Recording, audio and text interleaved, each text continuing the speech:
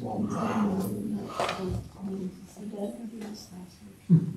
evening and welcome to the City of New Franklin Council meeting, 6 o'clock on Wednesday, March 15th. We have 9 first readings. The first one is Resolution 23R18. Mr. Stock. All right, I'm gonna open Streets and Drainage Committee. I'll call it 6 o'clock, we're close. Got 2 pieces of legislation on their first reading. First one, and all members are present.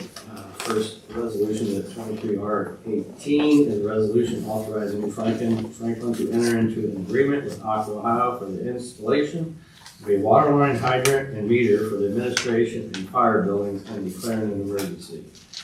I'll let Paul talk about this a little bit. Yeah, this is, well, we had the water out there for a while. We've been working on getting it in here to these buildings. And then we had issues relative to supply chain and costs, and we had estimates upwards from $60,000 to get this done. So we did some in-kind initially. The service department was able to assist in getting the lines initially installed and doing some of the excavation.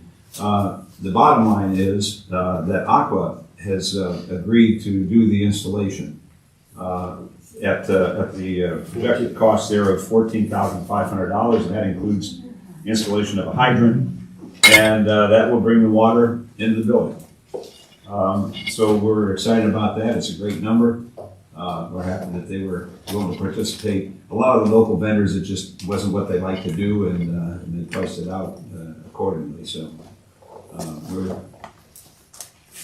anxious to get moving on this after 2 years.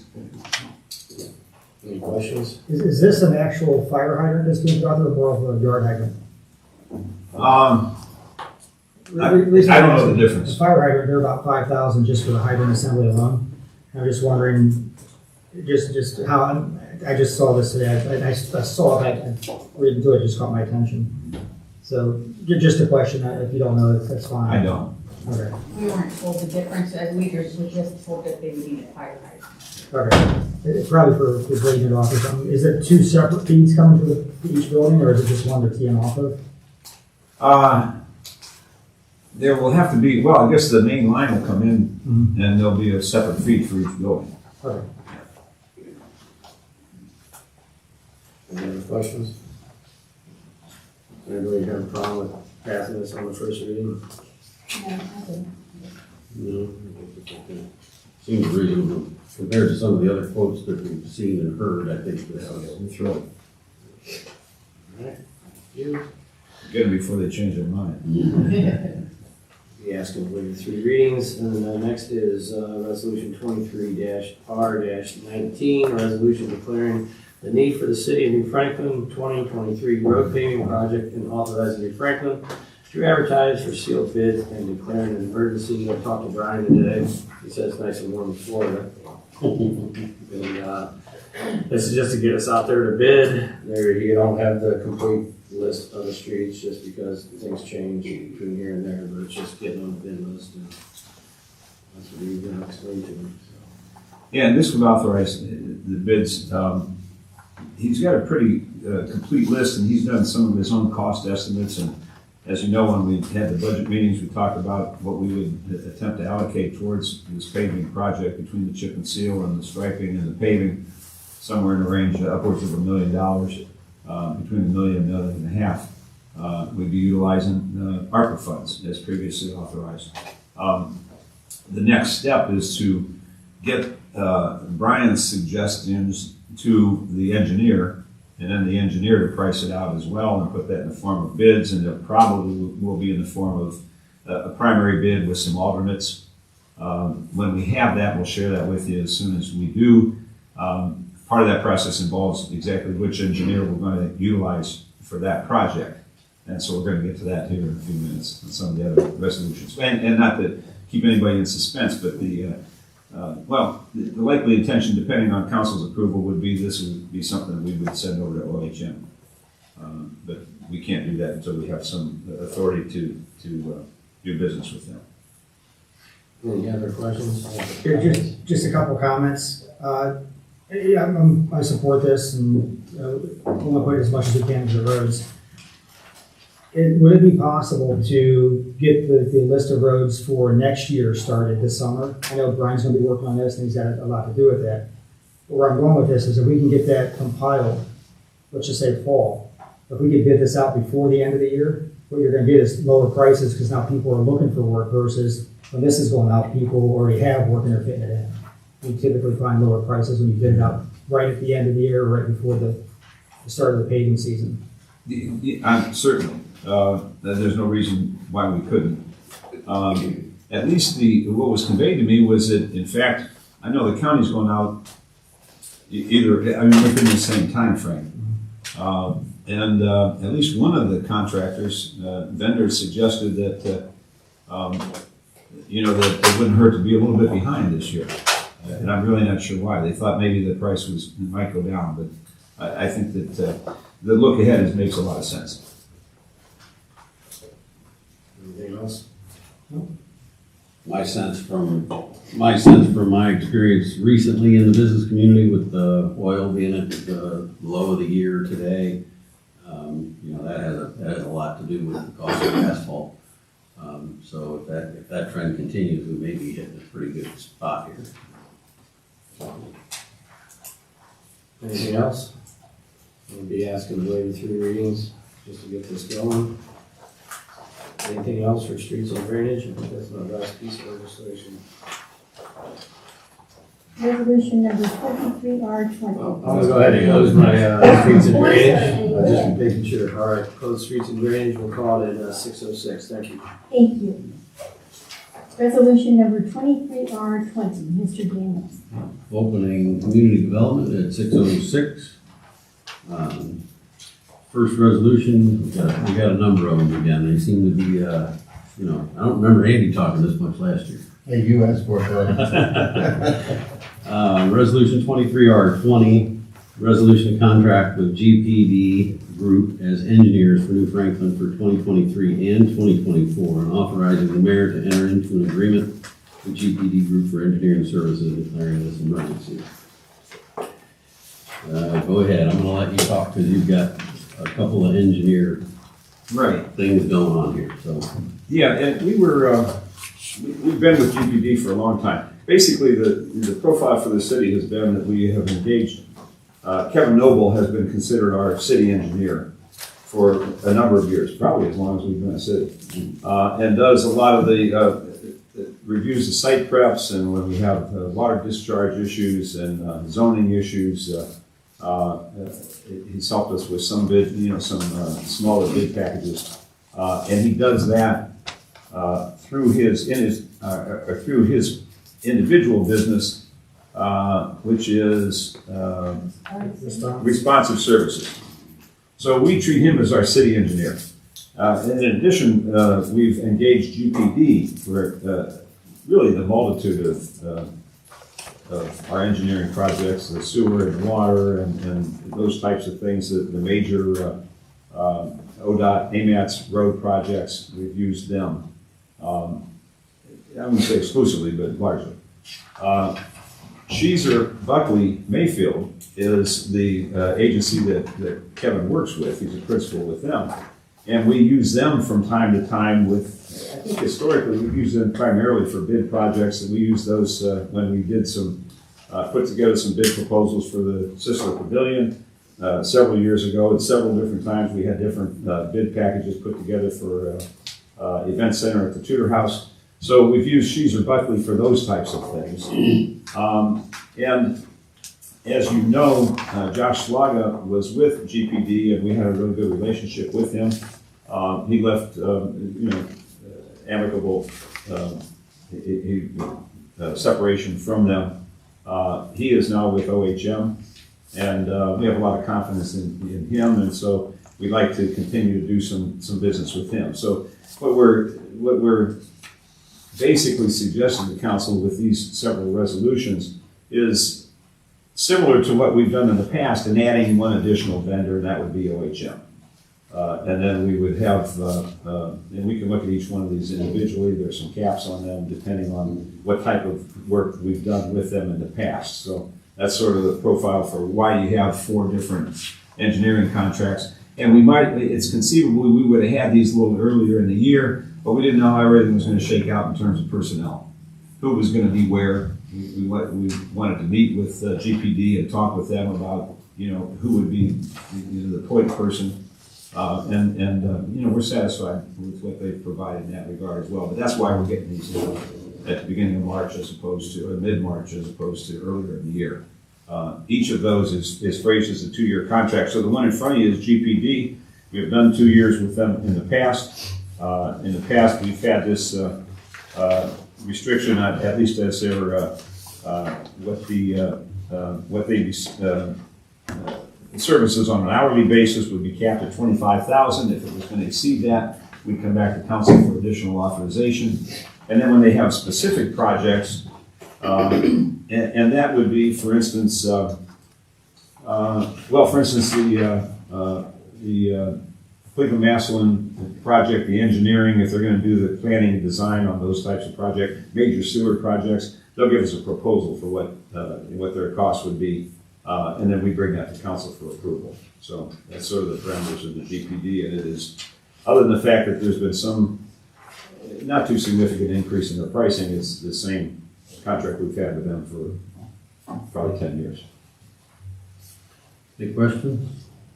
No, I just want to say, I think it's smart that we have other resources to go to and split the work up. GPD, they've been pretty busy and they've got a lot going on. So I think it's good that we have other places we could go that we trust. We have people at these other places that have worked with the city for a number of years, so they know what we're doing and what we've tried to accomplish. So the learning curve of these other consultants will be very, very small. So I think it's a good thing. And you'll be able to work them against each other or whatever as the year goes on. I mean, not necessarily that's going to be the attitude, but you'll have a smorgasbord of. No, and I get what you're saying, and we'll get a sense of, because the workload is, and response times are important. So we're not setting it up for them to compete against each other, but quite frankly, this will give us a chance to see how it plays out for the rest of the year. Right. Any other questions on GPD before we move on to engineer number 2? And are we okay waiving 3? Yes. All right, resolution 23R21, a resolution to contract with OHM Advisors as engineers for New Franklin for 2023 and 2024. And authorizing the mayor to enter into an agreement with OHM Advisors for engineering services and declaring this emergency. And this is Josh. Yeah. We did do a request for proposal on these, and we had 2 other firms also that submitted proposals as well, and all of the pricing was pretty consistent with all of them, but again, because we do the players, this is why we're recommending we go in the direction that you have before you. And you'll see that OHM has cap, we've asked them to cap, and they've agreed to cap theirs at $12,000 initially. I just think as we start to build this relationship with them, we have that additional safeguard. If it needs to go up, we'll come back to council. Any questions? Okay, we're waiving 3. All right, moving on to resolution 23R22. Bit of a different subject. A resolution authorizing New Franklin to enter into an agreement with Ohio Edison for the installation of underground power lines at New Franklin Pewter House and declaring this an emergency. And this is part of the $300,000 grant from the state seawall project. So I'm going to let you go ahead and fill everybody in on that. All right, thanks. This is, as Mr. Daniel stated, this is going to be our first expenditure, a cash expenditure out of the from the capital grant fund of $300,000. That has been we're in really good shape with that. It's been a different process when you're dealing with the state money. First of all, they tell you have it, and then you have to submit all your plans, and it goes through a separate review board, and then they say, well, you really have it. okay? And we are well along the lines, we're at that point where we're gonna be allowed to start spending money. It's unfortunate we couldn't have done it sooner, but we just couldn't. It has to go through the office of the OFCC, and then it has to be approved by the Ohio Historical Society for reasons I won't even get into. We actually just got that today. So we're on point with this. You're going to have another resolution here in a few minutes in terms of setting up the appropriations because this is a reimbursement grant. So we'll have to spend the money first, and then we'll get reimbursed. One of the good news pieces for us is that Sean Joyce, who is the new principal at Insight, has a wealth of experience with the OFCC. His previous engagement was with Stan Hewitt, and they got money from the capital grant on an annual basis. So he's on a first name basis with the people in those offices, and he's been helpful to us in getting us this far along. So this particular piece is to transition the electric from the poles and put it underground, which everybody's wanted to do for a long time. ODNR is happy about this. We've had problems out there before because they were all on poles, and once it goes from the southeast corner of the Tudor house along the lakefront to the northeast corner, and then it goes west from there, it's all a wooded area. And every time we have a horrible, many times there'd be a bad storm, limbs would come down, out goes the power. We have a generator out there, but that's not the long-term answer. So ODNR is happy about this as well. These lines we did some in-kind on this one as well. And there's an in-kind component to this grant, but we've satisfied really just even with the value of the property. So the service department was helpful in trenching and putting down some conduit, and this is Edison's cost. There's a long answer to a short question, but this is Edison's cost to do the underground. The reason I say all that is that we couldn't really do it until now. We got the initial estimate back in November, it was $11,000 and some dollars. And that estimate was good for 60 days. And we tried to push the envelope as quick as we could, we just couldn't. And so now you see that we're looking at $15,314.12. The price of poker goes up. I tell you all of that we would like to get this passed tonight because this is also a 60-day quote. And Brian emailed me today. He's been in touch with them, and the number will go up again if we don't get this done. So, but the exciting part is we're going to get it done, and we're starting to move. This brings up a question I have about the service department's labor and time. When the allocation is decided as to, okay, the service department spent 6 hours digging the trench, or whatever, I made that number up, to run the water line. Are we giving an allocation of total cost per hour, including equipment that's used and everything like that, or are we just looking at the labor, the base labor? Because this is where you have an in-kind contribution. If we had a standard set to take all the expenses of the service department divided by the number of hours, I think I talked to Brian, I think we came up with a rough number like 17,000 hours a year is what's worked in a whole year. Yeah, I don't it's know a legitimate way to account for it. And I don't know if we've had the experience where we've needed to do that on a matching funds basis. Certainly, if we are called to do that, and it may come up in the future, that's certainly the way we want to do it and count every penny. With this particular grant, it wasn't necessary because we were permitted to use the value of the property itself as our match, which far exceeds the $300,000. So we don't have to do it on this one, but if we have to do it, that would certainly be the way to do it. I understand the concept. And that's how we've done it in the past, which has been a while, but Okay. in the past when we did it, yes, we did it that You way. have looked at total cost of Yes, the service? yes. Okay, all right, good. So we have some experience. That's any Yeah. questions? Yes. Add on to that, I mean, it kind of brings up a interesting point maybe. With the service department, if they're doing work for other departments, such as the parks or the Tudor House, et cetera, should their budget be penalized for that, or should the cost that they spend at the Tudor House, as an example, should that be charged to the Tudor House or to the park fund and not be taken away from the service department's budget? Does that make sense? Yeah, I think materials, well, we've done it a little differently from time to time. I'm not sure how we costed out the conduit for this. The supplies and everything have come out of the, for example, the supplies for the water lines come out of the, the general fund for the building and that kind of thing. Right. But their hours, which is the next component that you're talking about, has not. No, we haven't tried to separate those hours. Well, I'm just thinking we're pulling them from one department to take care of another department, but yet we're charging Department A for services that should be charged to Department B. So I'm just using this as an example, it could apply to other departments also. But we're taking the employees in the service department, and we're taking them basically off the street or away from their job possibly to fill in another department.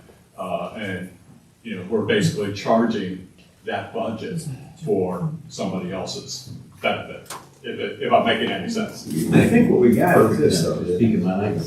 that they are, the service department, this is part of their basic responsibility, Okay, just like the roads, and just like, the mowing and those, this is what they do. They're not confined, their job description isn't confined just to plowing and paving. So it's already inclusive. This is just one more other, okay. that's a short answer on that. It's all in one pot as far as what they do.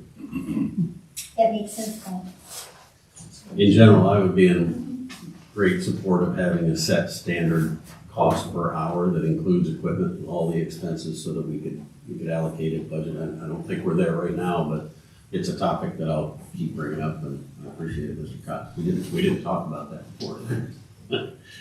Anything else on the Tudor House Electric? And this is high voltage going all the way, they're not moving the transformer, right? They're gonna stay high voltage all the way over, so it's not like we're putting new lights in along this power line or anything. It's essentially the same thing we have, just putting it underground. Yep. Are we okay with waiving 3 to get this locked in? Okay. All right, next resolution, 23R25, resolution to contract with Responsive Services LLC as city engineers for New Franklin for 2023 and 2024, and authorizing the mayor to enter into an agreement with Responsive Services LLC for engineering services and declaring this an emergency. Another engineering firm, and you say this is Mr. Noel. Yes, it is. And we'd be designating him as city engineer. Do we get to designate him personally as city engineer, even though he's going through the firm? Or? Yeah, I guess it's semantics, but Okay. yeah. When we talk about it. We did a long time ago Yeah. designate him as Yeah. the city engineer. And this is how he does business. It's his company. Yes. So, okay. Yeah. All right, same game. Any questions, comments, concerns? Waive the 3.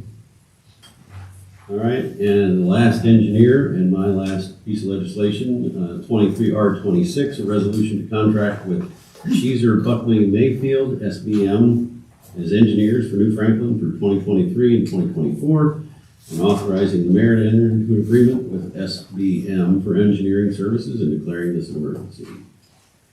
And there is no hourly cap in this. I don't know that we've ever used them on an hourly. So they're really just a project by project. That's why there's no hourly cap in this one.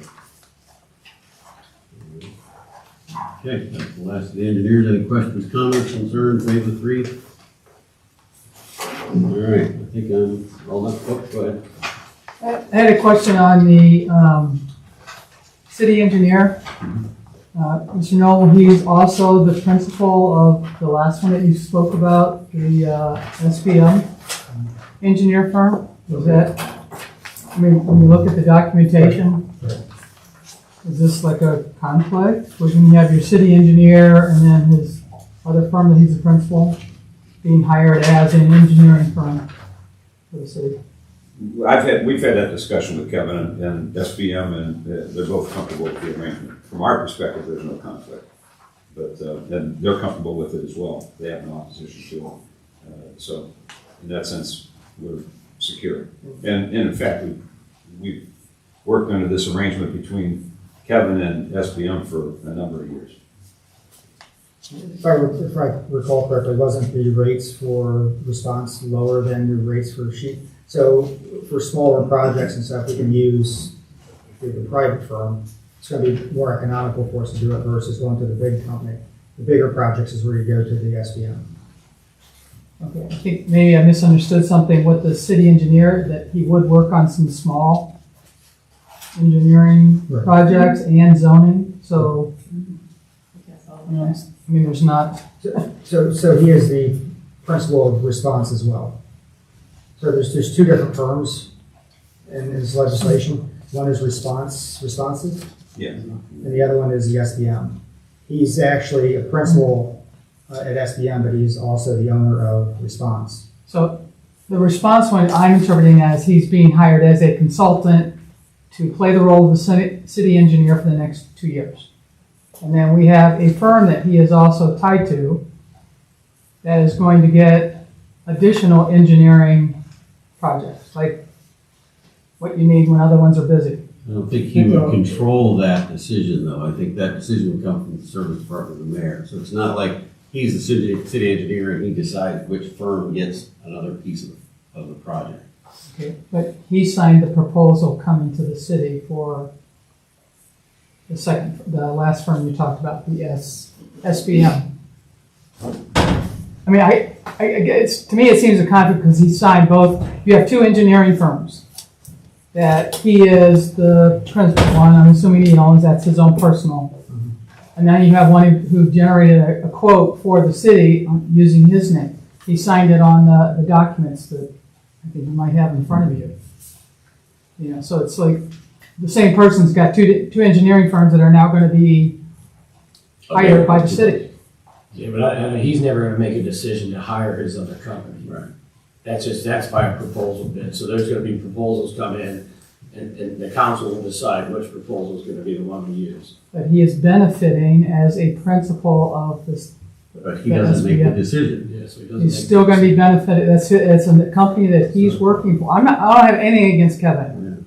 That's not the point. I'm raising the concern that you have two separate engineering companies that is being hired by the city to do the engineering work for the next 2 years, and one person is in both of those companies.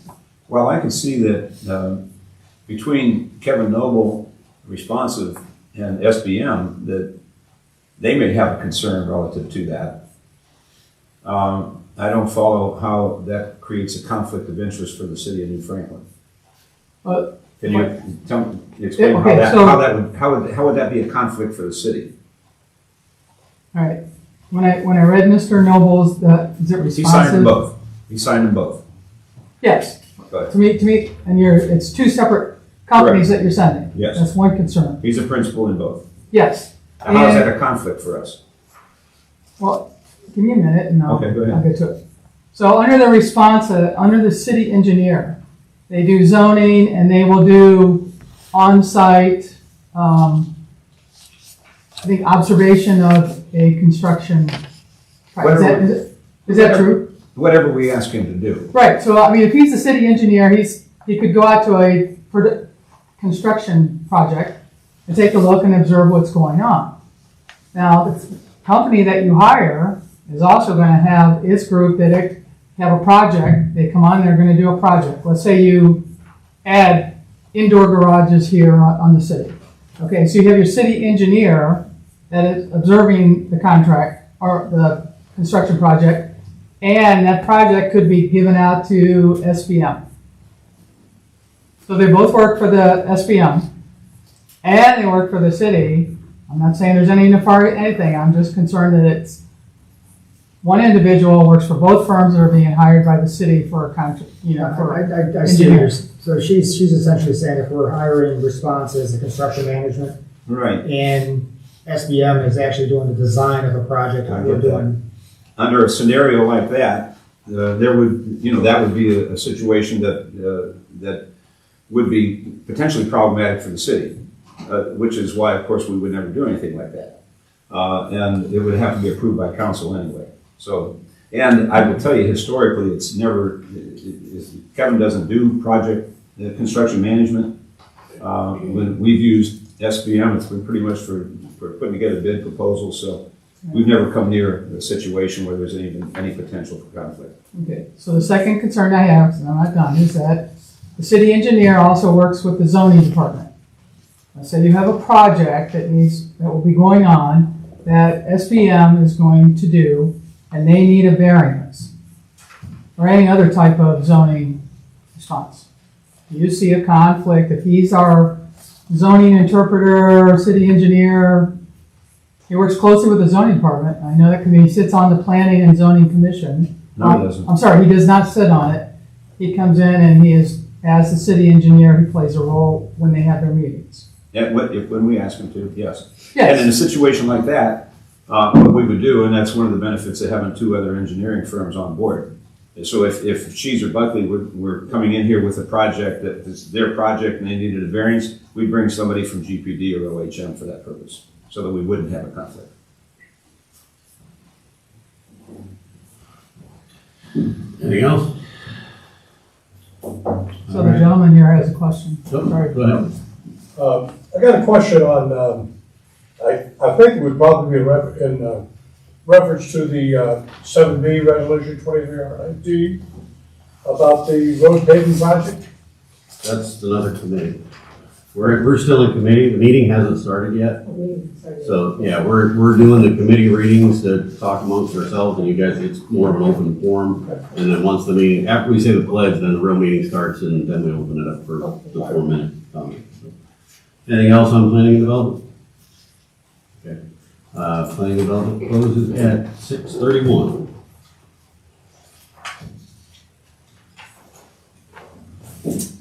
Resolution number 23R23, Mr. Potts. Hi there, we will open the Finance Committee meeting at 6:31 with all members present. Resolution 23R23, a resolution authorizing transfer of funds from the general fund to the police district fund and declaring an emergency. And this is something we do on a regular basis from the general fund to the police district fund, the amount of $200,000. Questions, comments, concerns? We'll ask to waive the 3 readings. Our next resolution is Resolution 23R24. Mr. Powell. This is a resolution authorizing additional appropriations to the 2023 annual operating appropriation budget for the Franklin Park Civic Center Capital Projects Fund for the purpose of construction of a seawall and declaring an emergency. This is essentially the pass-through account for the grant we were awarded and to handle the construction costs of the seawall at the Tudor House.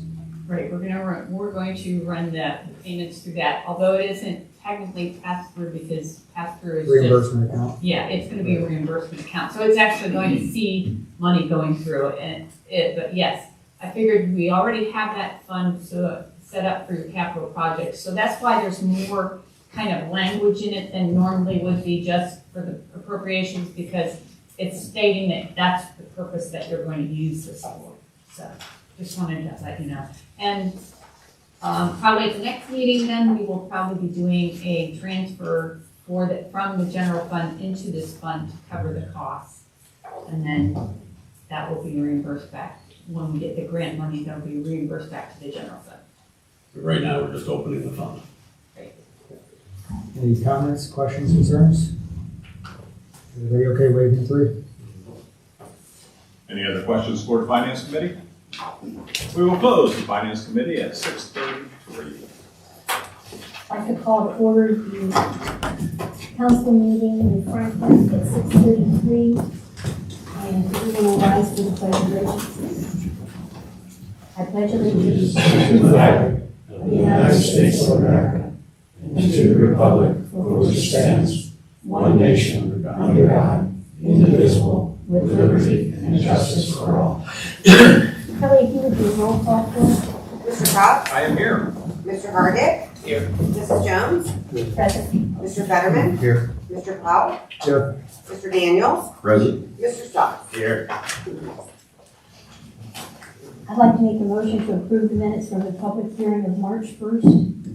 Second. We have a first and a second, Kelly. Mr. Hargit? Yes. Mrs. Jones, Yes. Mr. Fetterman, Yes. Mr. Powell, Yes. Mr. Daniels, Yes. Mr. Stock, Yes. Mr. Cox. Yes. Motion passes, and I'd like to make the motion to approve minutes from the regularly scheduled meeting of March 1st. Second. We have a first and a second vote? Mr. Hargit, Yes. Mrs. Jones, Yes. Mr. Fetterman, Yes. Mr. Powell, Yes. Mr. Daniels, Yes. Mr. Stock, Yes. Mr. Cox. Yes. Motion passes. And I'd like to make a motion to approve the financials for February 2023, subject to audit. Second? We have a first and a second vote? Mrs. Jones, Yes. Mr. Fetterman, Yes. Mr. Powell, Yes. Mr. Daniels, Yeah. Mr. Stock, Yes. Mr. Cox, Yes. Mr. Hargit. Yes. Motion passes. Does anyone in the audience have any questions? Yes, sir? Well, I got some questions, but I can't go long 4 minutes. I just need for you to state your name and your address, please. What's that? Your name and address. Name is Don Wright, 447 County Drive. Thank you. I got a question about that, the thing about the road here on the 23R19. I was reading in the leader something about knocking me out of my socks. I went to the internet to get some information on it. And I'd just like to ask the council and the mayor here, if you'd explain to me what is meant by a permissive motor vehicle licensing fee.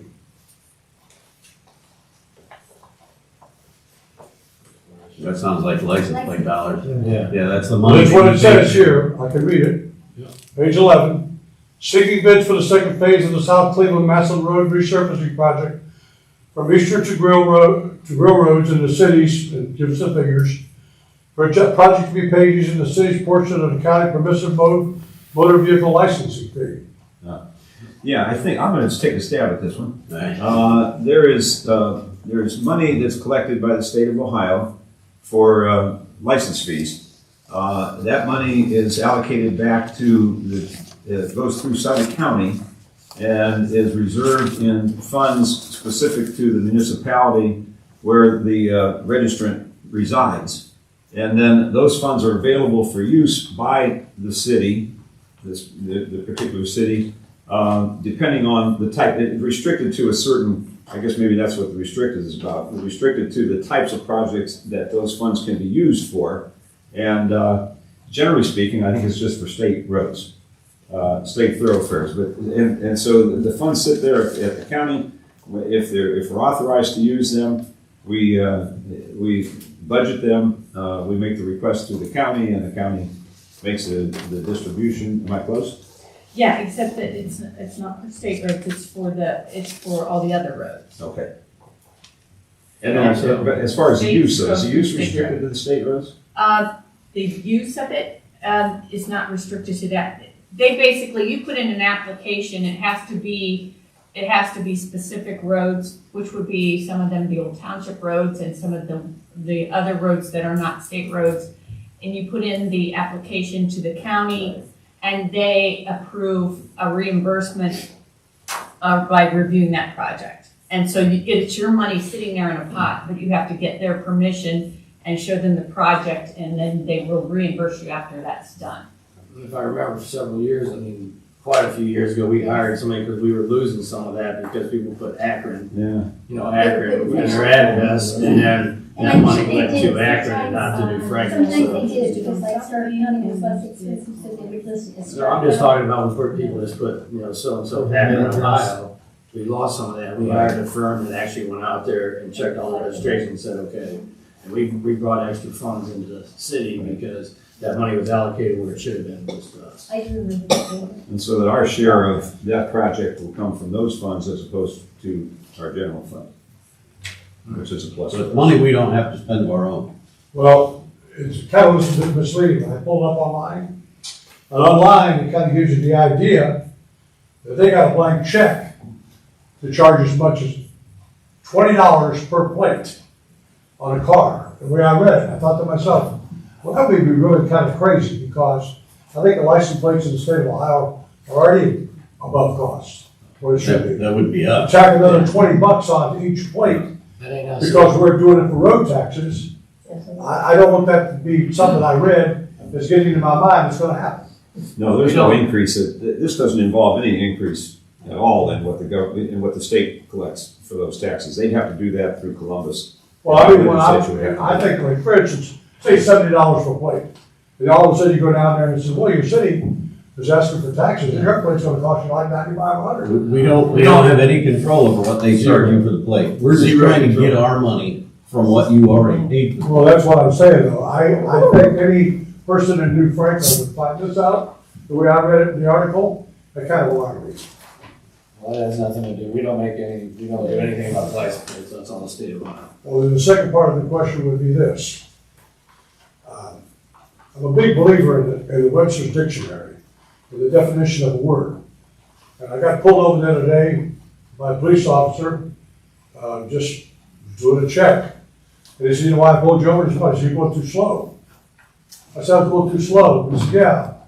He said, the speed limit is 35. I said, well, I probably do about 30.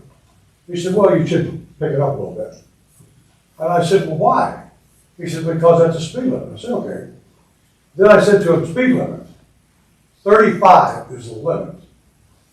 We need to tell people in New Franklin, in Catalina Drive, there's a sign posted to the front that says 25 speed limit. Get down the middle, Brian came in here, he got a sign put up, a really nice sign, that gives it to these people going up and down the street and what their speed is. Down the end of the street is 25 again. If you turn around and come back the other way, it's the same way. Speed limit. I'm one of the people that's calling in about Catalina Drive. Catalina Drive has become the focal point of getting in to the lake area down where Danos is and all that. The summertime was around the corner. It started already.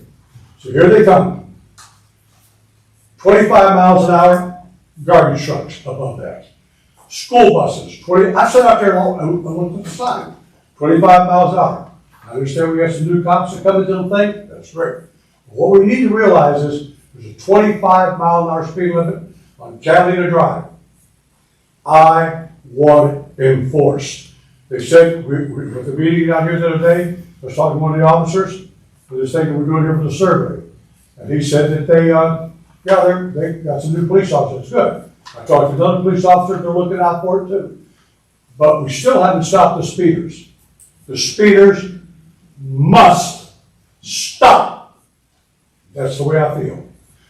And that includes people who think golf carts are okay to run up and down the street. If they're not legally qualified to be on that road, they shouldn't be on it. People run around with dirt bikes. People run around homemade bikes with motors on them. Up and down the street flying up. This is not a drag strip. We need to enforce the speed limits on Catalina Drive. If there's any street that we're going to do, because everybody wants to use our road to get to the lakes. They could use Center Road, but no, they go right down our road. They can use two other roads to go over there, no, they go right down our road. This is going to have to come to a complete stop. So we need to have that, I don't care if you put the wording on the speed limit sign, strictly enforced. We made it. I was AHRA world record holder in 1977, 78. I know what it can do, the speed limit down the streets where you're not supposed to be going above the speed limit. What do I got to do, bring out my AA fueler, put it on the street, run up and down the street to prove my point?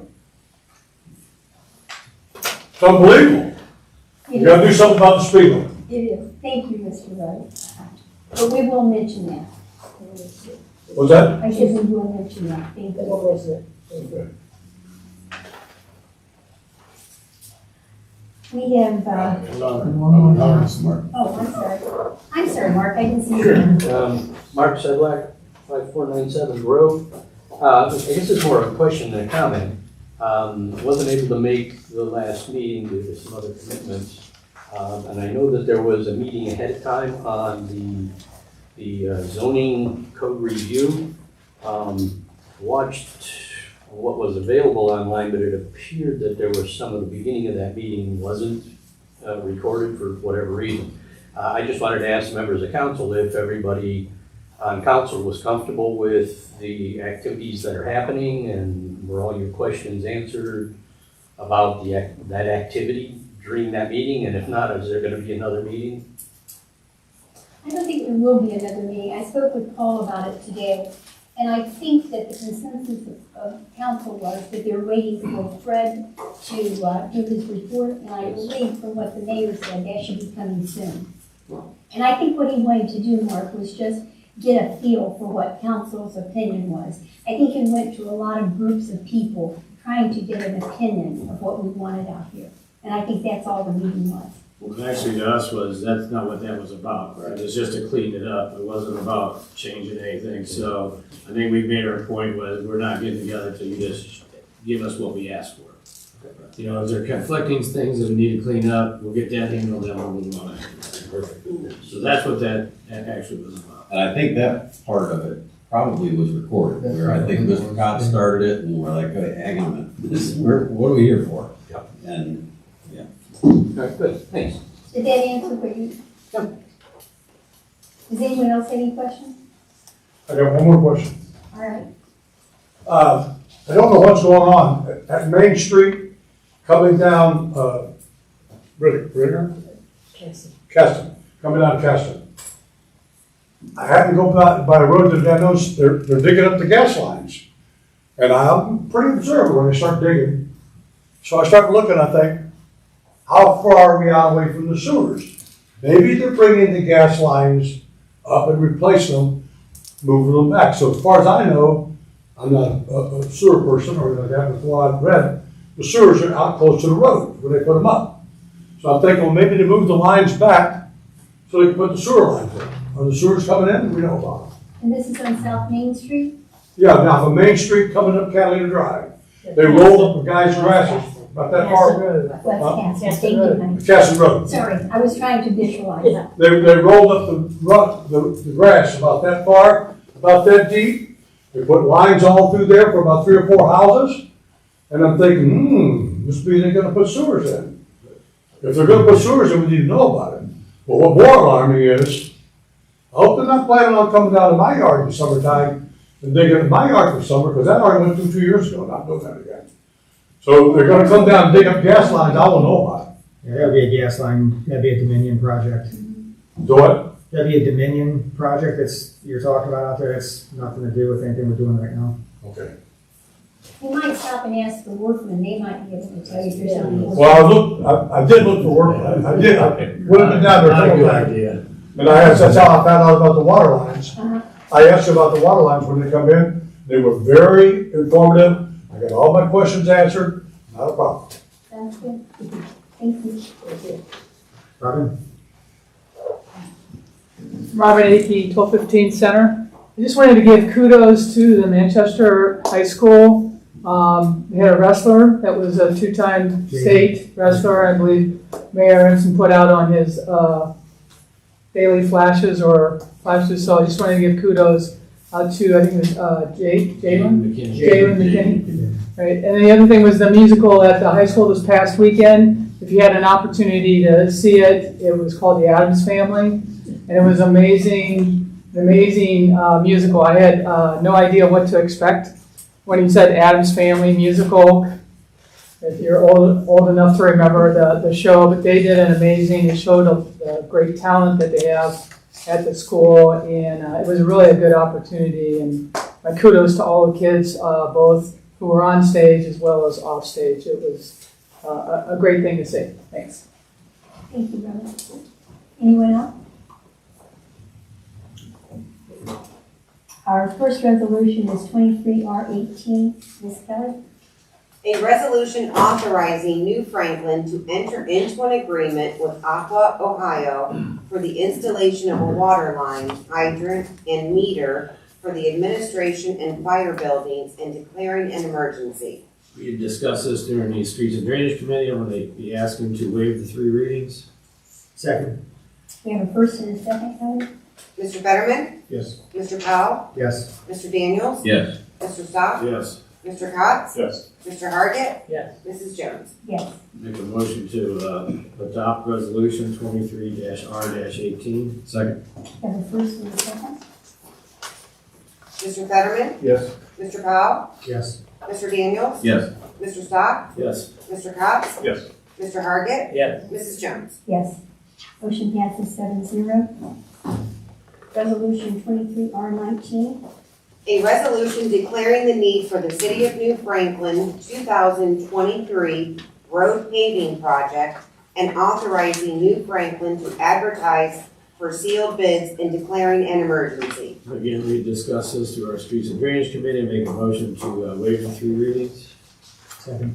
Have a first and a second. Mr. Powell? Yes. Mr. Daniels? Yes. Mr. Stock? Yes. Mr. Cox? Yes. Mr. Hargit? Yes. Mrs. Jones? Yes. Mr. Fetterman? Yes. Make a motion to adopt resolution 23-R-19. Second. We have a first and a second. Mr. Powell? Yes. Mr. Daniels? Yes. Mr. Stock? Yes. Mr. Cox? Yes. Mr. Hargit? Yes. Mrs. Jones? Yes. Mr. Fetterman? Yes. Motion passes 7-0. Resolution number 23R20.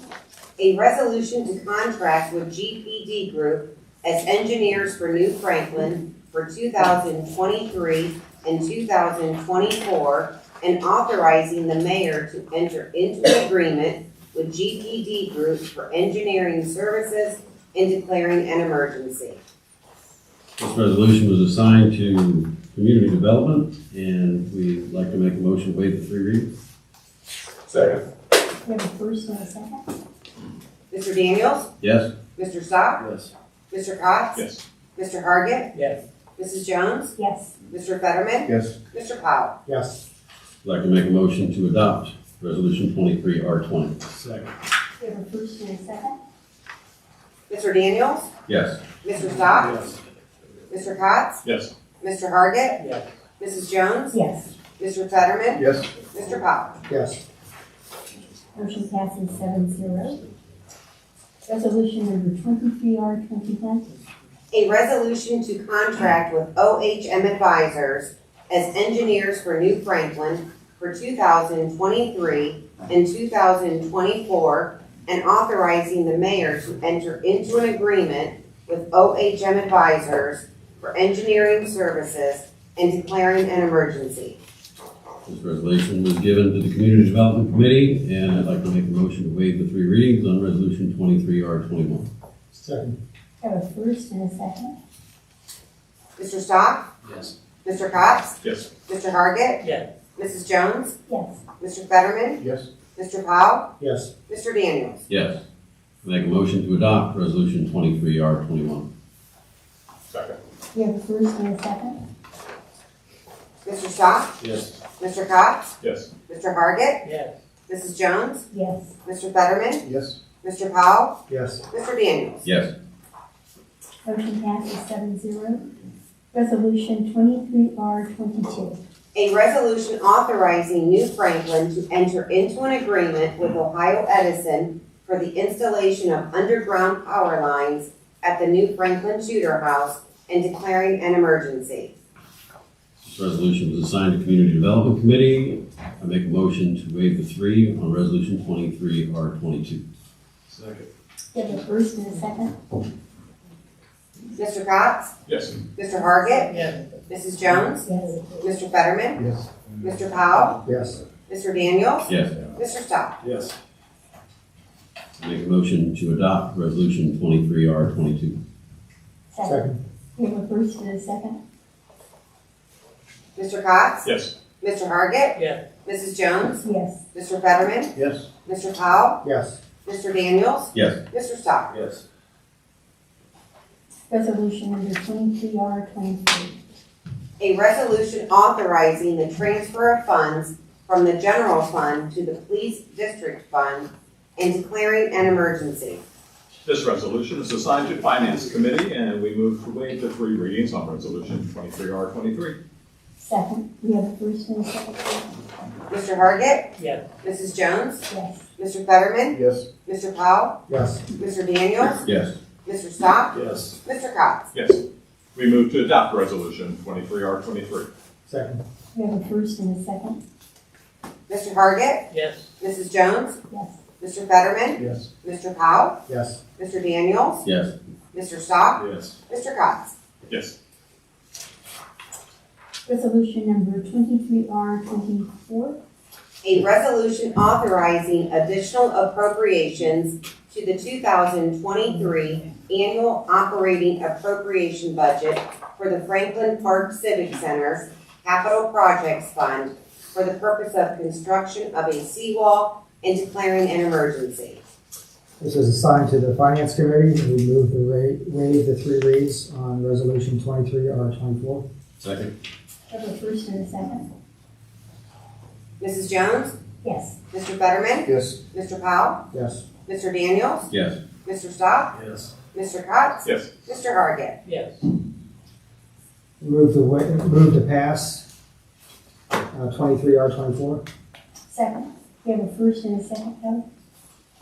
Mrs. Jones? Yes. Mr. Fetterman? Yes. Mr. Powell? Yes. Mr. Daniels? Yes. Mr. Stock? Yes. Mr. Cox? Yes. Mr. Hargit? Yes.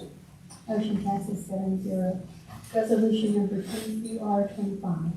A resolution to contract with Responsive Services LLC as city engineers for New Franklin for the 2023 and 2024, and authorizing the mayor to enter into an agreement with Responsive Services LLC for engineering services and declaring an emergency.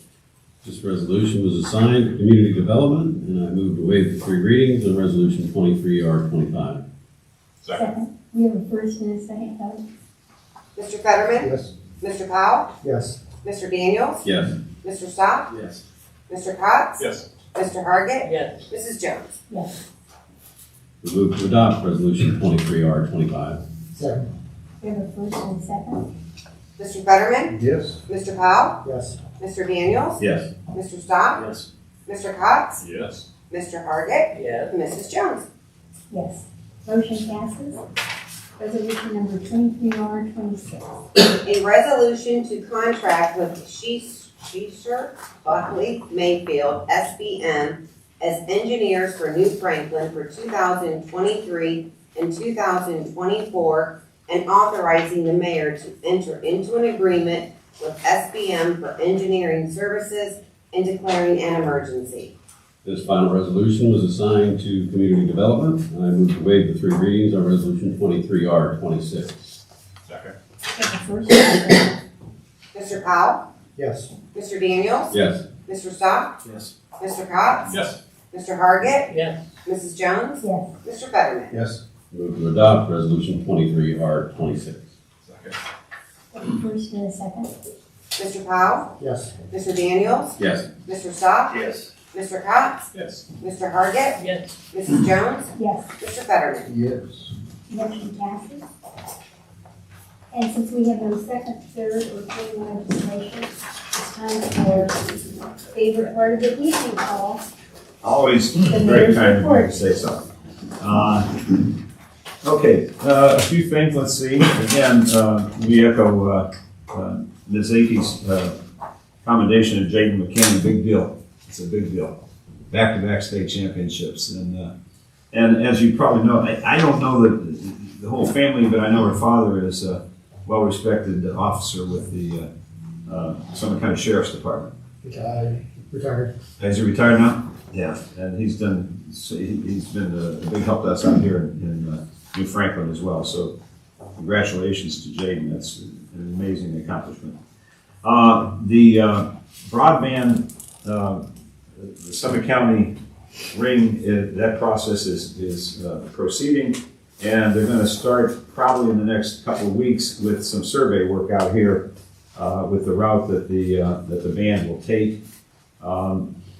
It will, a lot of it will be in the southwest quadrant.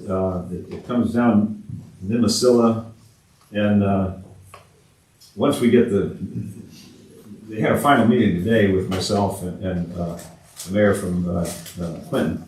So I think they pretty much got the final lines. We'll post those so people can see. The installation should be non-obtrusive.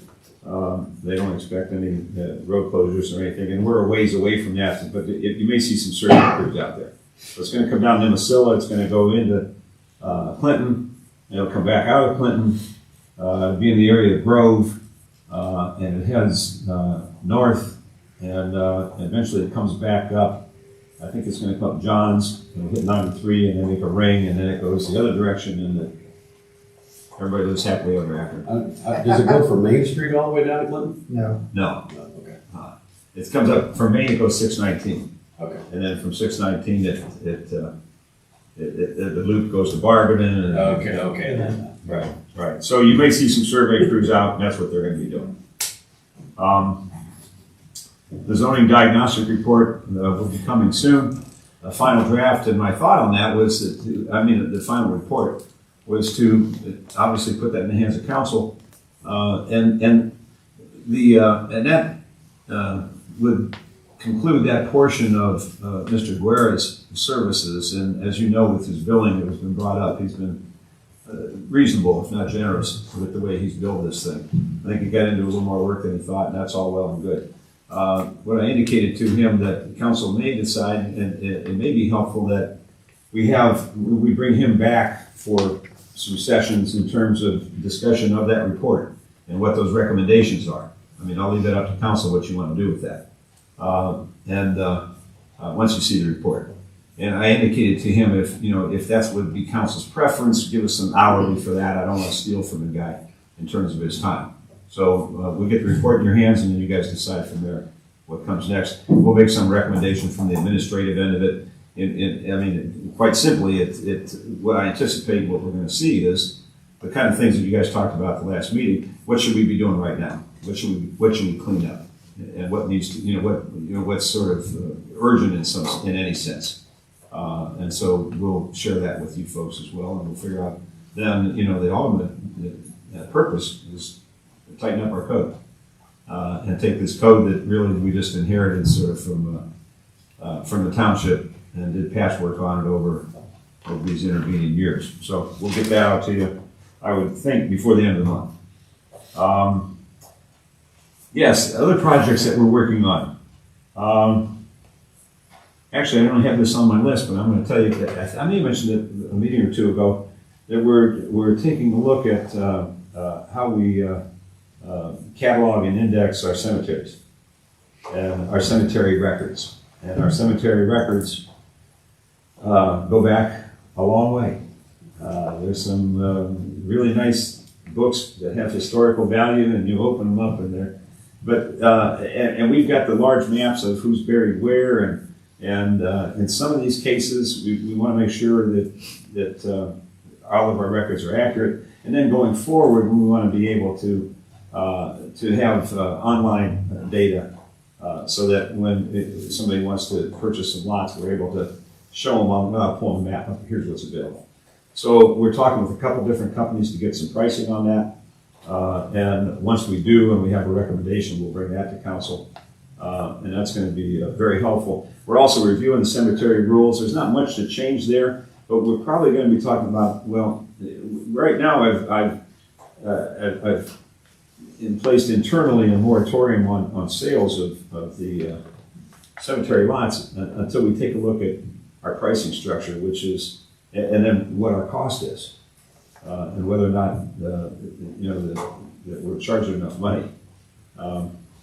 So we're looking at that, and I expect to have something to you on that, hopefully within the next 4 to 6 weeks on that aspect of it. But and when we pick a vendor, we'll bring that to you as well. And when we're all done with it, we'll have a much more streamlined and efficient and effective and reliable process for indexing. And then what comes next is what we do from there in terms of plots. Do we expand the cemeteries, et cetera? And we're talking to a lot of other cities that are saying that they're not going to, so we'll have to get a flavor for what people want to do. Do we want to purchase more land? Do we want to expand? So we're working on cemeteries. And at any point you want to jump in, obviously this is your meeting, so feel free. I just want to say it warms my heart and almost brings a tear to my eye just to hear you say something like, we'll have it online. You've come a long way. We have come a long way. Yeah, we've come a long way. I was gonna ask whether the city has any interaction with findagrave.com. I do a lot of genealogy work. And it's amazing how much index has been done, and I've often wondered how those get there. Yeah. Whether the communities do that, or do volunteers go out and take pictures of of their friends or family or whatever and upload them, but you can go to findagrave.com and find all over the country. It's fascinating. Well, that's what we want, and it's gonna take a lot of data entry so that people can do exactly that relative to you know, our cemeteries. And it's, you know, I don't know this for fact, I've just been told that the history of the Manchester Cemetery particularly, that we have veterans going back, I know, to the Civil War. Should have some. And I think earlier than that. I would think you'd have Revolutionary. Yeah, amazing. So we're working on that. And one of the other things that you know we're working on is codification of our ordinances and getting them all consolidated. All of our resolutions that have been adopted as the city, all of the ordinances that have been adopted by the city, and then also our city charter, our zoning code, all in one code, like most cities have.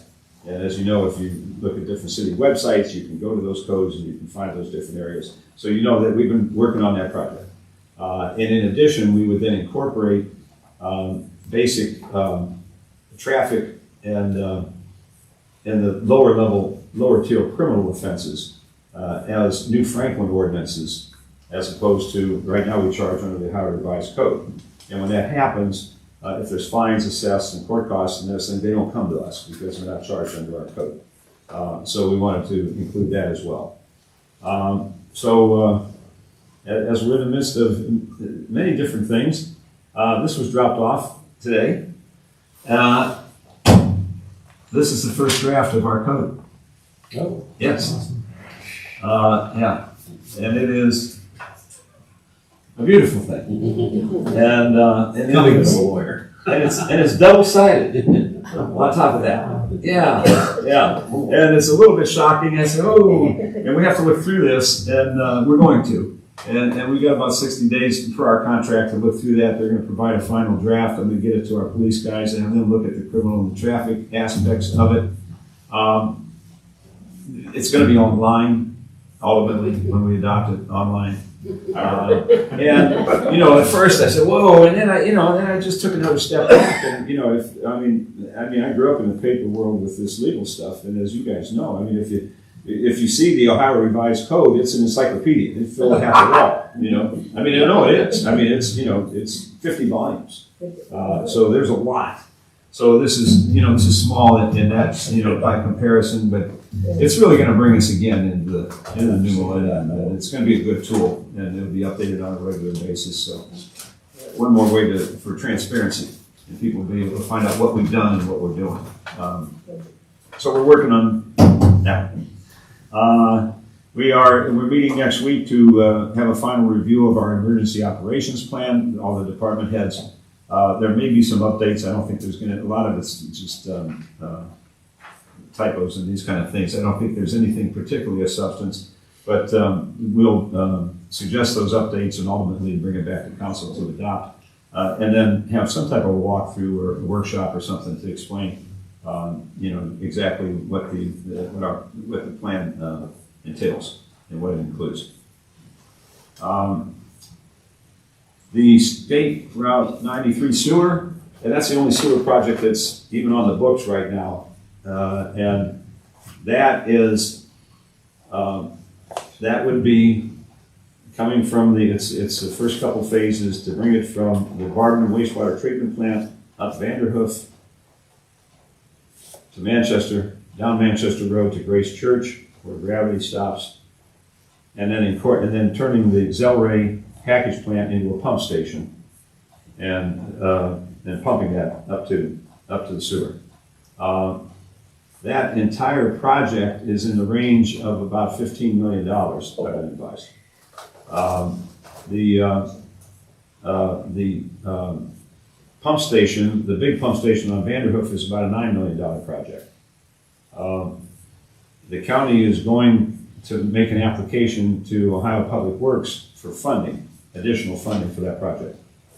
And the deadline for that is June. They expect to have announcements on that as to whether or not they've been granted the funding, probably late fall of this year. Assuming that is granted, Then they would have to go out for bid, and that would take us into the spring of 2024. And then construction would begin, and I'm hearing a minimum of 18 months. So now we're into late 2025, which is kind of like dog years in the public sector. But that's okay, you know, it's moving. And I mentioned that to say, because we've had a number of entities on 93, and I think part of the beauty of it is it hits a commercial corridor. And it doesn't come into the neighborhoods, and I know there's a lot of difference of opinion about coming into the neighborhoods, but it kind of gives you an idea of how slow this process works. And one piece that is not going to be required, that would normally be required before they went into neighborhoods, is they would have to do surveys, and they'd have to have public meetings, and they'd have to get a consensus from residents that at least well over half want the sewer before they'll even go to council to try to get the money for the sewers.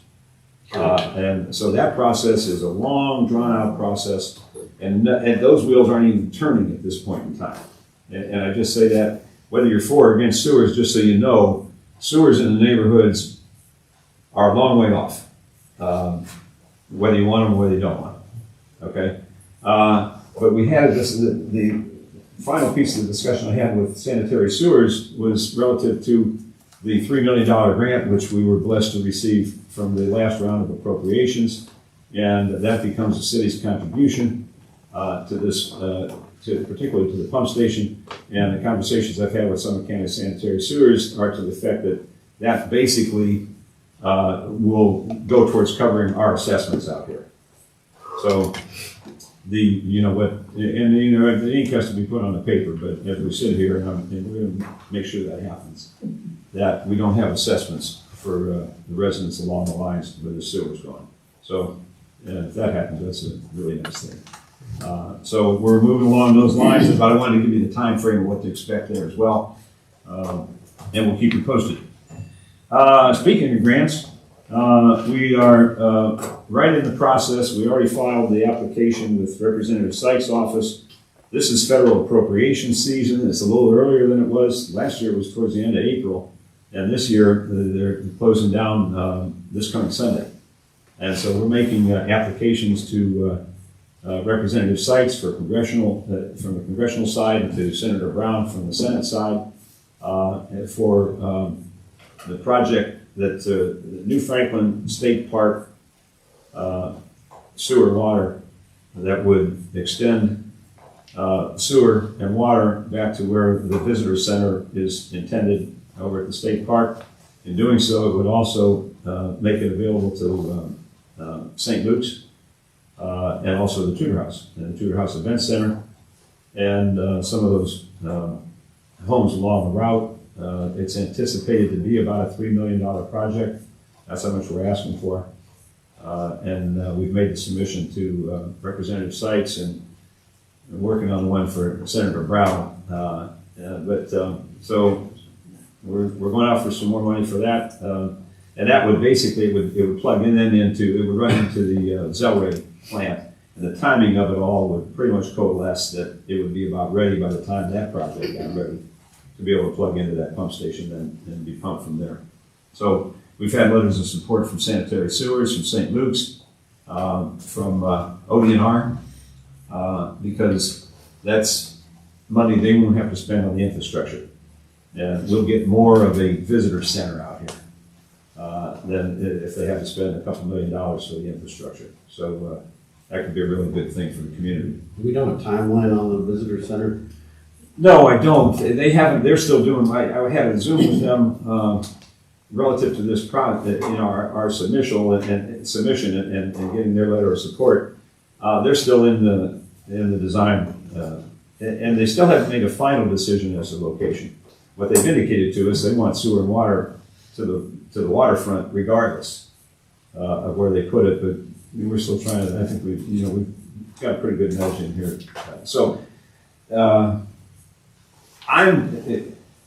Mr. Daniels, I would say, from what I'm experiencing in these other projects, it's probably about the same timeline. That they would finish their planning and design and decide, what's going where, and then send it out for bid, probably about the same, probably go out for bid early next year, and then construction. So I've let them know what the county's timeline is. Yeah, that's ODNR. Yeah, because wherever they decide to put the visitor center, they got no sewer to plug into until the sewer gets here. Anyway, I shared that information with them, and so I think they're on the same track. We are, on a smaller level, we filed our application with AARP to try to get grant money to cover the cost of the AEDs, and we're hopeful there. We are also, I think this one went in today, also Akron Community Foundation, we're filing a grant application to try to get some funding for our events out at the Tudor House. And I should also add that we have gone out for some, we've asked some of our local businesses to consider sponsoring those events and put a nice sponsor package together. And we've already had favorable responses from GPD and also from Ayers Insurance. So they're going to sponsor I think the music or the movie. I can't remember which, but we'll be passing out the accolades. So that's really helpful because then we can do even a little more. So working on that. A couple more things. Ward seats are up this year, and those are for our wards 1, 2, 3, and 4. I'm passing. This is just for general information. And we have, in some cases, we've had some members who have indicated they're likely not to run again. So we want to invite interested parties. If you visit the Summit County Board of Elections site, you can get the information that you need. The filing deadline is June 14th. If there would not be a primary unless there were 4 or more persons for each seat. So if we had 4 or more people applying for any one of these 4 seats, there will be a primary, and that primary would be in September. But the filing deadline is June 14th. It requires anywhere from 50 to 150 signatures on your petition. And I've had a couple people make they might be interested. I don't know who is or who isn't. I just throw it out there, and if you're interested, I think maybe the best thing to do is talk to some of the current council people and ask them about their experience, and then we have some who may not be back, and it makes us sad, but we're going to lose talent up there, so we want good people in their place. So we want to make people aware of that as well. I'll probably do a post about that also. I think it might be helpful. Almost done. Let's see. The Sisler Pavilion, we are doing a request for proposal. That will go out.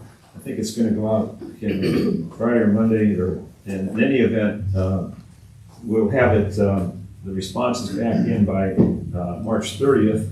I've scheduled a Parks meeting for that evening.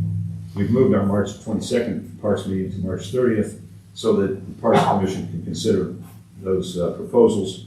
And then be in a position to make a recommendation to council so that I can put that in the form of a resolution and for council to address on the first meeting in April. So we'll have that for you then. Lastly, we talked about local government funds, and there's another, and this is a point where we really may need some citizen participation. Well, we want it anytime we can get it, and we always invite it. But there is a House Bill 1, and I don't know if there's been much written locally about it, and it's a proposed bill in the House that would, the upfront part of it is to reduce state income tax. And I get that because it makes it more attractive to try to bring the big businesses in, and they've done a nice job of bringing some really big businesses in here, into the state. So a reduction in the state income tax to make up for the revenue,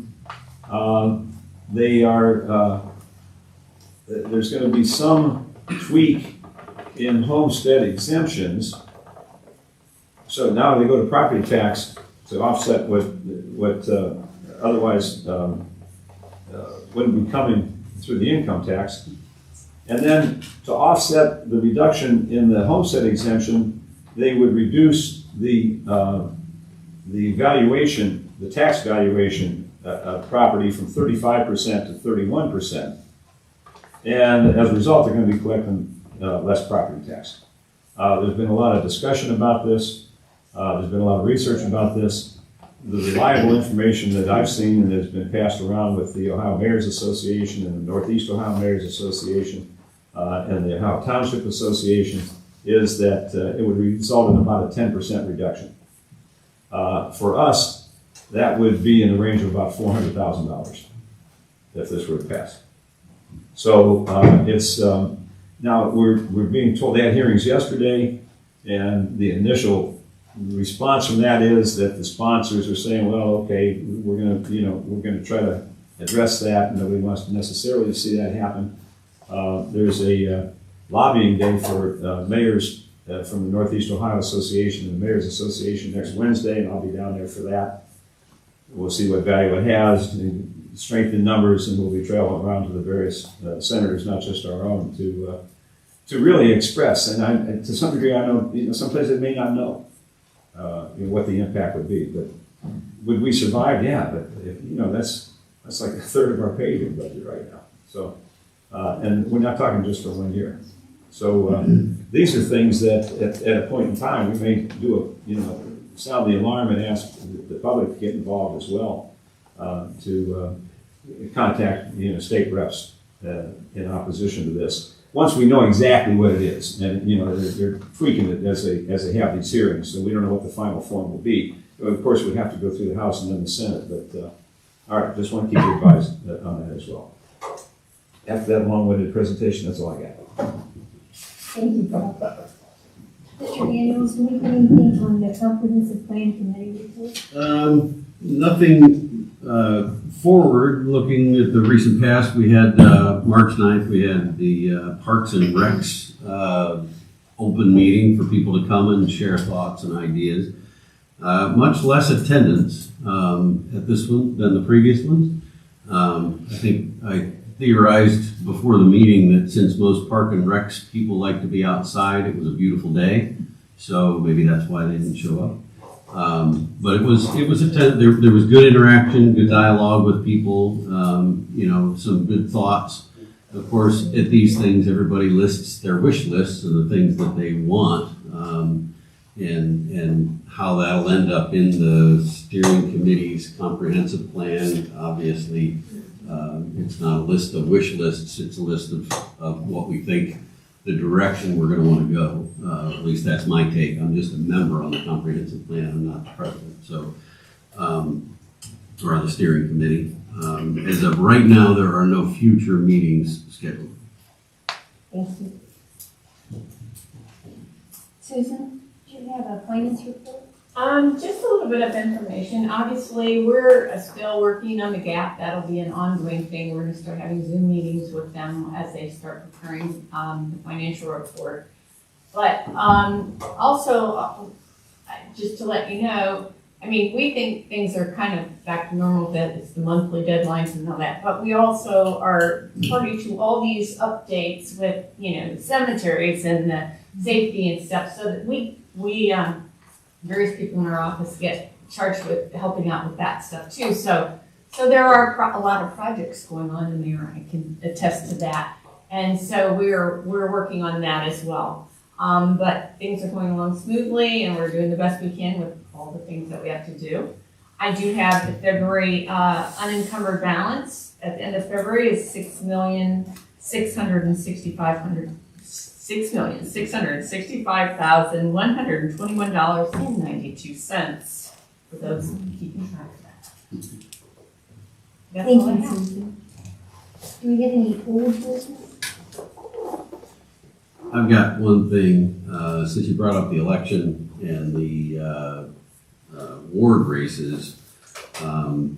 As I understand, and I am no elections expert, but as I understand, we are the last community in Summit County that has our dates the way we have them, and that I don't understand exactly, I know it came from our charter, and Are you going on about the primary stuff? yeah, that we could, if There that, we go. all right, sorry. We've addressed I'm new this. here, all right. Hang on, I have to load up for this one. All right, well, my understanding from some people that I've talked to are that if we did have a primary, we, the city of New Franklin, would have to pay wholeheartedly for that entire primary. So obviously, this is old business. Everybody knows about it. We've gone through this, Okay, whatever it was, but, yeah, we just had to Couple keep it years. there. okay. Only because we've never, ever used it. Right. Well, I mean, our problem here is we can't get people to run, you know, that's the problem. So I don't know if we need to give lollipops away or, you know. No, the Board of Elections approached us and tried it, and suggested to a number of communities to make that shift. Okay. And I presented that option to council, and a number of cities decided to move there. And following discussion, council decided to keep it where it is. Yeah, it'll be interesting to see whether we get any more. And that was also a charter, part of the charter review, and the Oh, that's charter right. review Okay. committee voted not to. Right. Thank you, that's absolutely correct. Okay. So, Well, since you brought up the elections and old business, I'll just add on to that.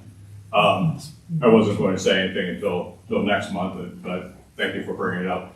I will be running for seeking a reelection for another term.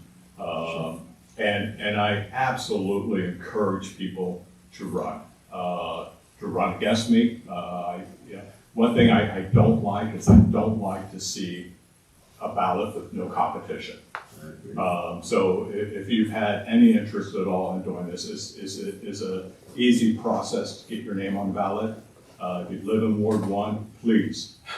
I encourage you. I absolutely, sincerely encourage you, and I'll be happy to help you in any way possible. I'll even be the first person to sign your petition. So go out there. I'd love to see, no offense, younger people involved. I would love to see people with young families involved. That's the future of our city. And I would love to see the people that are just, there's residency limits. You have to be here for, a couple of years, something like that. But I would love to see people that are just, starting out their families, and they bought a house, and, come get involved. I know it's tough with kids and sports and extracurricular activities and things like that to think you actually have time. You probably do. So whatever ward you're in, and I'm not going to speak for anybody up here on what their plans are, but I encourage, I ask that you go through the process. It's not a hard process. It's not a hard thing up here. We try to have fun, but it's serious business, and we want people that will take it seriously. We want people that will be involved and that will be engaged and do research on things and think about the impact on it. We have the comprehensive plan going on, and a large percentage of the people on the that have filled out the survey that are helping to make decisions for the future. They're older, but we need the voice of the young people. So I encourage you. I'll be happy to help you in any way I can. If you have questions, the mayor mentioned the Board of Elections, Summit County Board of Elections. Those people are fantastic. And they will help you out in any way, answer your questions. Every time I've gone in to visit them, they're so friendly and helpful, and will do whatever for you. So don't be intimidated. Don't be nervous. It's nonpartisan. You don't have to say you're a Democrat. You don't have to say you're a Republican. Because that's not the way we do things in this city. We do it as a team. So it's not Republican versus Democrat. We don't want, at least in my opinion, we don't want races that are based on your political party. We want races based on people that want to do something for the city and want to be a part of the city. So I will be seeking re-election. I just came to that decision 7.5 minutes ago. My final decision. I've been kind of weighing it back and forth, but I think I would like to try it again. But I certainly encourage competition. Please, if you have an inkling, do it. You only have to be 18. So, let's get some good voices up here. Let's get some people that are going to be involved. And It'll be involved, that's the key. Well, since this is where we're doing this. Yeah, you go first. Yeah, I mean, I did reach out to the mayor about making something, announcement because of that, but I will not be running for Ward 4. So that is up. Again, whatever Jim said, I completely echo. I will help. I'll sign your petition, absolutely. I have 3 registered voters that live at my house. One's kind of still away, but she's still legally there. But yes, anyhow, Ward 4 will be open. We're talking that, Ward 3. I'll say this is my 19th year, and it's time to, and I agree to get some younger people. That's one of the reasons I'm gonna not run this time, just get some people in there, but it's been a pleasure, but this is my 19th year, and it's time to move on. I'm getting close to retiring out of my carpenters union, and it's time to, got a lot of things going on all the time, so it's just time to just back it down a little bit. So, Ward 3 wide open. Mine too. Well, I certainly didn't mean to turn it into this. We would have all the press here. It's time for me to go on. Okay, so folks, That's a lot of openings. Wow. re-elect Jim Potts, Ward 1. We need some stability Summing now. this up front, you're summing it all up there. But Ward 2, 3, and 4, I'd like to say if you don't know which ward you're in, then don't even bother. Yeah.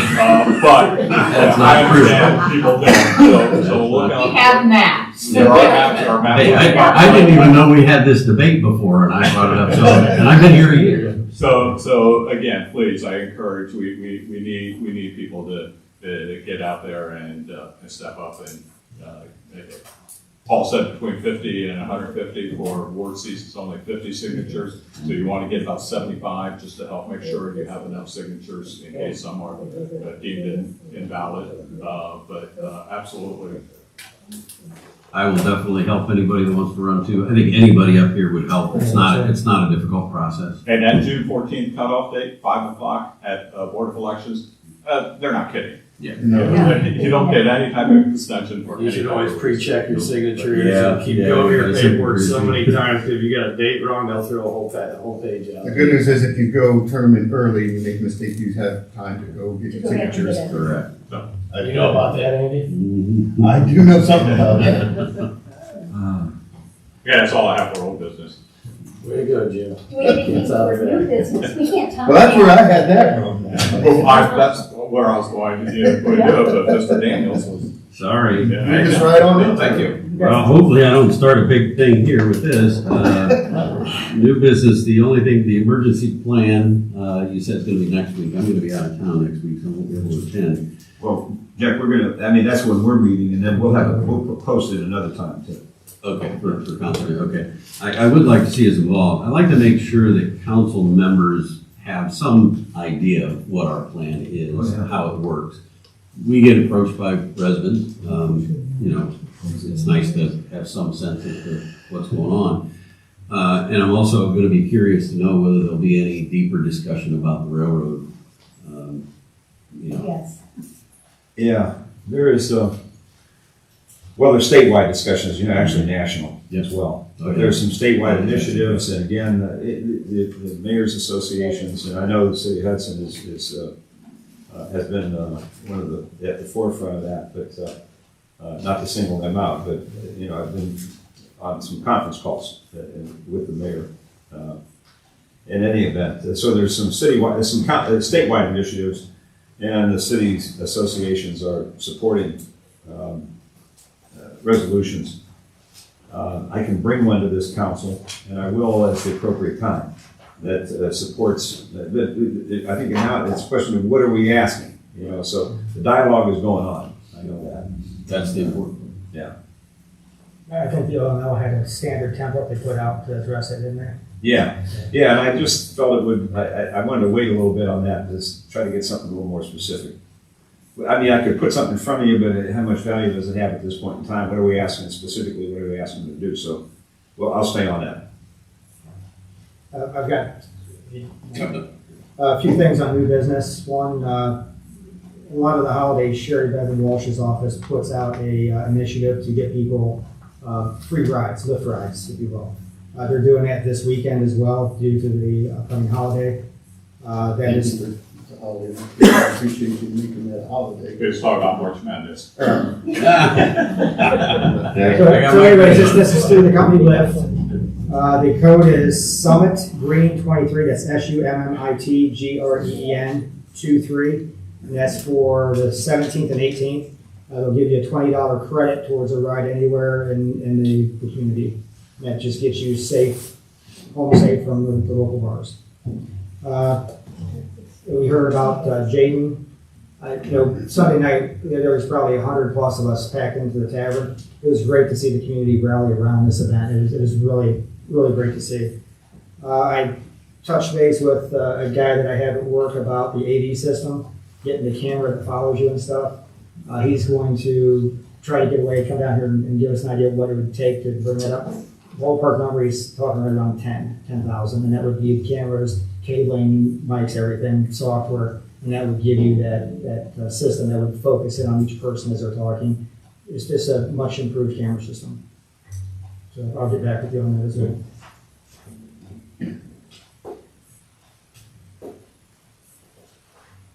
I have a little new business. Some of you may have noticed this is pretty subtle. The sweatshirt I'm wearing today. Purple Martins Association, Portage Lakes Purple Martin Association. They're a group of people that help promote the Purple Martins coming to the capital of Purple Martins in Ohio. And now's the time that they're coming back. The Purple Martins go to Brazil for the winter and fly back, and they start showing up around the beginning of April. You may have seen those white gourds that are hanging all around the waters. Those are nests for the Purple Martins. The Purple Martins help control the insect population. That's their main diet, but as they get up here at this time of year, the insects aren't that great, so they need help with feeding. And you can go to their website and get information on the Purple Martins, on the association, and on feeding and the recipes for the scrambled eggs for these birds. And it is a really easy process and fun, because you can take your kids out there and it's just basically scrambled eggs. You take your kids out there and you're just throwing eggs up in the air for the birds to eat. The kids just love doing that, and it really helps the birds out until the bugs come out for them to eat. So I encourage people to take a look at the website. I encourage the newspapers to get in touch with the group and do a 5-6 page story on them. But it's a good organization for the Portage Lakes, and it's amazing the number of birds that come here, that come back, and the number of people around the lakes that help with these nests and putting them up and keeping them clean and helping with the feeding and stuff. So, Do they keep them up all year, Jim, the No. birds? They just put them up around this time? right, and then What's that? yeah, I think so. And then in August, September, they start their journey back to Brazil. But another great thing that they do, and if you haven't seen it, it is an absolutely amazing sight. Is in August, they do boat tours out on Nimisila. And at this time, Purple Martins, not just here, but in other areas as they're making their trek south, stop here, and the number of birds right around sunset, I mean, it just fills the sky. It's just, and they're dancing back and forth. It's an amazing sight. So go to their website, take a look and see. It's a hidden gem of the Portage Lakes and New Franklin. And I just want to give a little shout out to them and show some support. And you can join online? You can join online. You can buy sweatshirts online. You can, I'm sure they have any gear you can too. just get information on different things that they do and events that they hold and how you can feed the birds and adopt a nest or all kinds of things out there that's available. Since you started it, Jim, Start the Since you started, organization. no, since you brought up the Pickle Martin concept, I just want to make one quick comment. I've captained boats out there, and it is an incredible sight, and we get people from all over. I mean, people travel 150, 200 miles to come and ride on that little boat out there. But if you are a kayaker, mind the reed beds. Try to stay away from the reed beds. I guess last year they really had some problems. They didn't get good nesting. There are times that there are 10,000 birds at a time that dive almost simultaneously into those reed beds on Minnesota. It's really a great thing to do, to take one of those boat rides, but if you're on a kayak, people go out there with kayaks and they get real close to the reed beds, and sometimes they got lights and whatever, and they disturb the birds. The birds don't come down, they go to the next lake they can find. So if you're on a kayak, back away from the reed bed. To touch on one other thing about the volunteering, it's something as simple as just providing with dozens of eggs. Yeah. She makes it brand Yeah, this year. Right, so it's just something as simple as that's a huge help to them. No, just give us dozens of eggs, I'll take care of it. That's really neat. Thank you, Jim. You're welcome. Sorry. That was new business, am I right? Yes, ma'am. All right, we can check that maybe off. Are there any other public questions or answers on issues that were raised at the meeting? Hey, Mark. I just have one question. How many cemeteries does New Franklin have? That's something I'm going research. Three? We have three. I'm curious. Just two, I'm really confused. Kaiser, Berlin. Kaiser's, Bill, and Manchester. Kaiser's not full. Bill, there's not. Real is not, and Manchester's not. Curious. Paul, is there a reason for an executive session tonight? Then I would call for a motion for adjournment. Second. Second. Helen, we have first and a second. Mr. Cox? No. Mr. Hargit? Mrs. Jones? Yes. Mr. Fetterman? Yes. Mr. Powell? Yes. Mr. Daniels? Yes. Mr. Stock? Yes. Our next council meeting will be April 5th, 6 p.m. here at City Hall. We expect everyone to be there. It's